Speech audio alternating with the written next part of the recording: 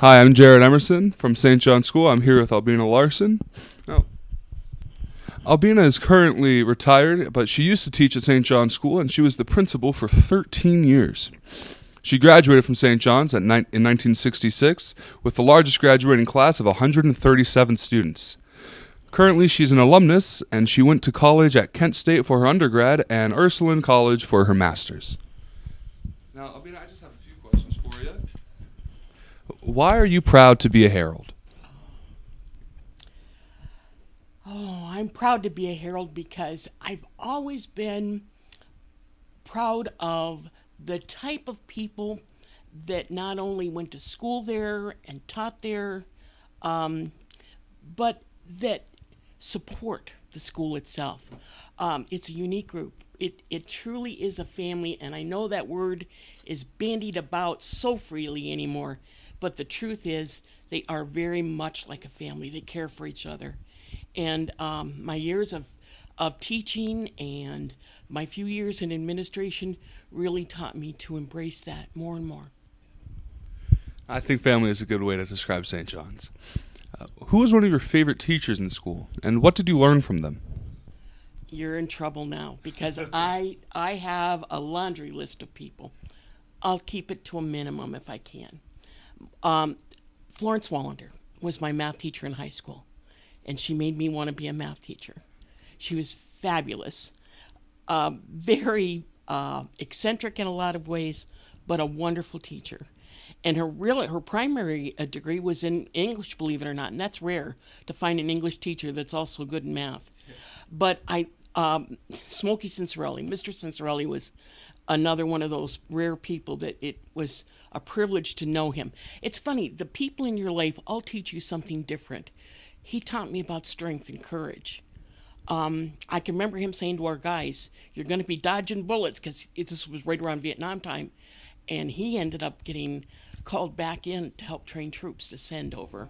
So they're just remarkable people in my life. Sister Raphael, Sister Thomas Aquinas, just a whole group of people. And as I went into teaching, there were so many teachers that helped me to become better.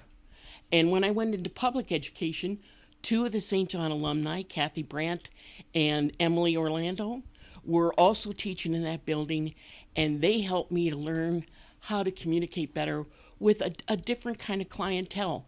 And they're also alumni of St. John.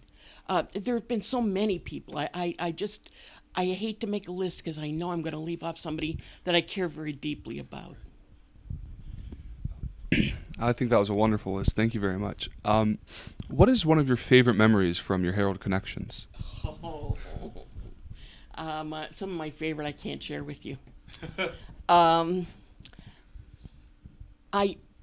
My favorite memory is we used to have an Advent liturgy, and it was just before we'd go on Christmas break, and the sophomores were always in charge. And one of the things that we tried to do is each class had a job, and as they did that job, they learned more about leadership and how to do things properly. And the freshmen did the senior breakfast. The sophomores did the liturgy. Then the juniors did the prom. And of course, the seniors had graduation. But if you look back at the sophomores, they were just coming into their own, and some of the liturgies they put together were spectacular. And one of my favorites, and I believe Miss McClymans was even the advisor for the sophomores that year, had two young men who were from our foreign exchange students, and they both were excellent violinists, and they played for the Mass.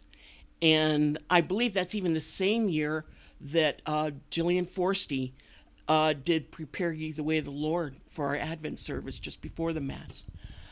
It was just the most moving and most beautiful Mass. They did these big stained glass windows on plastic and built frames. I mean, it was just beautiful.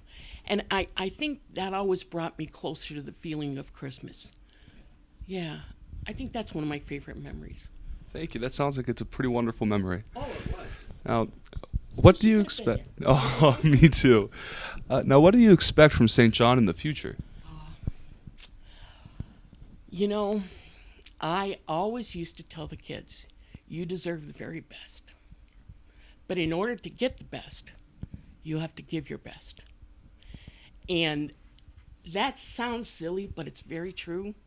You have outstanding teachers that work really, really hard and put in a lot of extra hours doing things that you'll never even know that they've done. You've got probably one of the strongest and best administrations there is out there right now. From Sister Maureen, who is unbelievably talented, going out and doing the grunt work for you, and things that students don't really see, so they don't really appreciate her.